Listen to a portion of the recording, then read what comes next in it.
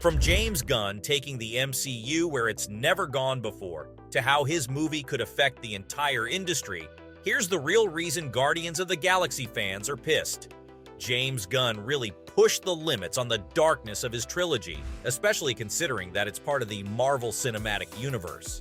The MCU has touched on hard topics before, with Phase 4 of the franchise diving into grief in Black Panther: Wakanda Forever, showing us the brutal history of the partition of India and Ms. Marvel, and putting the child trafficking of Natasha Romanoff on screen in Black Widow.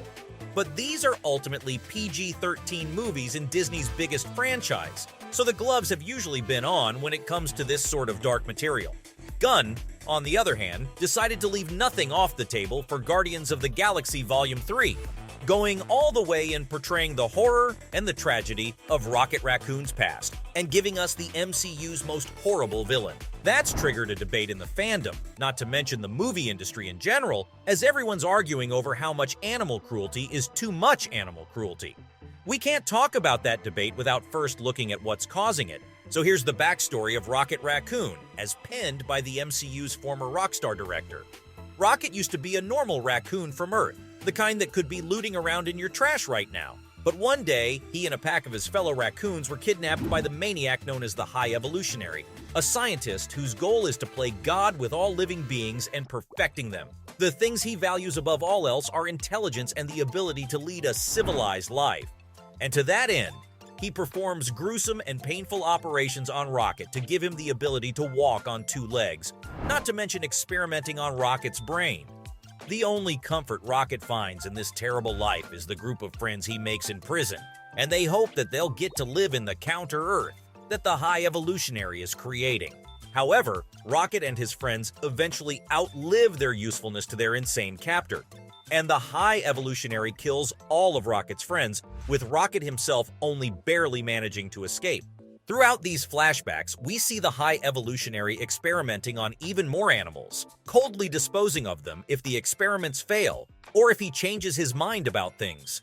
Now, obviously, it's hard watching a character we've come to care about suffer like this, but for a lot of people, the problem wasn't with Rocket specifically. They were more upset about the blatant animal cruelty on screen.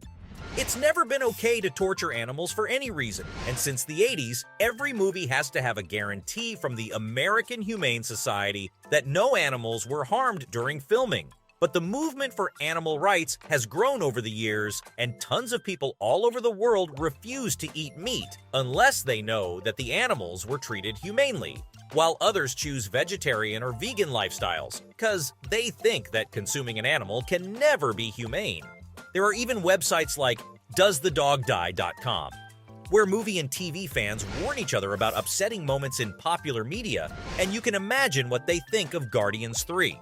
Yeah, it ain't getting away with the excuse that the tortured animals were CG. These attitudes are reflected in the media we see, with characters like John Wick going on murderous rampages because someone killed their pet, and people relate to these kinds of stories very strongly.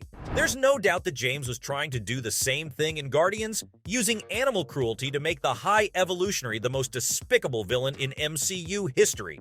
Job well done, Mr. Gunn, but you may have gone a bit too far.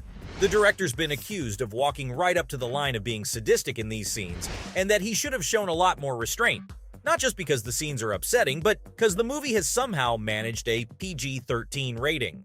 Like every other MCU movie, Guardians Volume 3 is rated PG-13, meaning that anyone over 13 years old can watch the movie by themselves, and under 13-year-olds can only watch with their parents.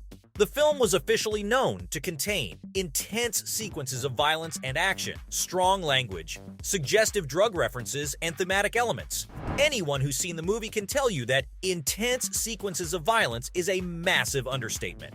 Common Sense Media, a site that advises parents on movies and other media, is plastered with warnings about the violence, rating the movie a 4 out of 5 on violence and scariness, while parents on the site warn that the PG-13 rating is super misleading. The authorities that confirmed the rating didn't explain how they gave Guardians 3 PG-13 rating, but their British authority, BBFC, did talk about their decision to give it a 12A rating. Their chief executive, David Austin, explained that a 12A rating comes with guidelines, which leaves room for moderate physical and psychological threat and horror sequences, and that disturbing scenes are okay as long as the movie isn't disturbing overall, and finally, horror sequences should be rare and short. I guess Guardians edges through those guidelines, but that raises a question. Should the guidelines be adjusted? The fact that the movie was able to get these ratings with such an extreme amount of animal cruelty reflect the priorities of the rating bodies, and it looks like human violence is worse for them than animal violence.